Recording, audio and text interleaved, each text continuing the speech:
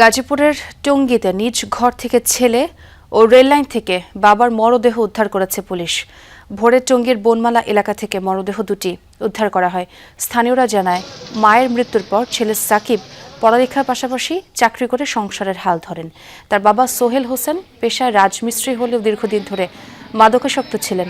গভীর রাতে ঘুমন্ত অবস্থায় ছেলে সাকিবকে কুপিয়ে হত্যার পর বাড়ির কাছে রেললাইনে ট্রেনের নিচে ঝাঁপ দেন সোহেল। বাবা ছেলের মৃত্যুর কারণ তদন্ত করে দেখা হচ্ছে বলে জানিয়েছে পুলিশ।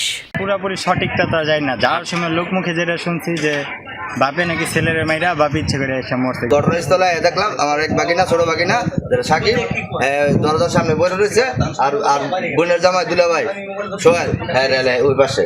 এটা কে করছে জানি না, যাচাই করে আইনগত প্রক্রিয়া করে কঠিন কঠিন শাস্তি হয়, এটা আমার দাবি।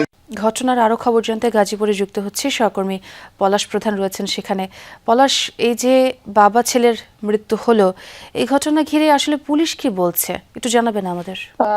আসলে কি মর্মান্তিক ঘটনা। আমরা ঘটনাস্থলে গেছি, পুলিশও আসলে এখনো রয়েছে, তদন্ত করছে, পার্শ্ববর্তী যে সিসি ক্যামেরা ফুটেজ সংগ্রহ করছে। অর্থাৎ বাবা বেশ কয়েক বছর যাবত আসলে নেশাগ্রস্ত ছিল, সেটি আসলে পার্শ্ববর্তী যে ভাড়াটিয়া তারাও একই বলছে, এবং বাড়ির মালিক যিনি তারাও কিন্তু আসলে একাধিকবার এই বিষয় নিয়ে সালিশ করা হয়েছে। অর্থাৎ যে নিহত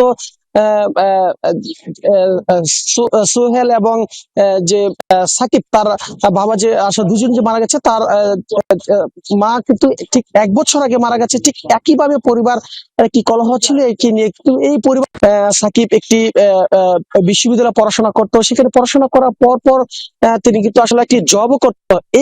এখান থেকে কিন্তু তাকে একটি অংশ বাবাকে দেওয়া হতো, এমনটা কিন্তু আসলে স্থানীয়রা বলছে। ঘটনার পর আসলে দুই ধরনের আসলে আলোচনা হচ্ছে। অর্থাৎ যেহেতু গভীর রাত্রে ঘটনা হয়েছে, এখন আসলে স্পষ্ট নয়। তবে বাবার যে আসলে রেলের লাইনের পাশ থেকে আসলে তার লাশটি উদ্ধার করেছে, এবং রক্তাক্ত অবস্থা তার ছেলে মৃতদেহ উদ্ধার করেছে পুলিশ। এই নিয়ে কিন্তু এখনো তদন্ত চলছে। পুলিশ বলছে এটি একটি সময় লাগবে, যেহেতু সিসি ক্যামেরা ফুটেজ পেলেই কিন্তু আসলে এটি সঠিক যে তদন্ত সেটি আসলে বের করে যাবে। ছোঁয়া, খুবই মর্মান্তিক একটি দুর্ঘটনা। পলাশ, আপনাকে ধন্যবাদ আমাদের সবশেষ আপডেট দেওয়ার জন্য।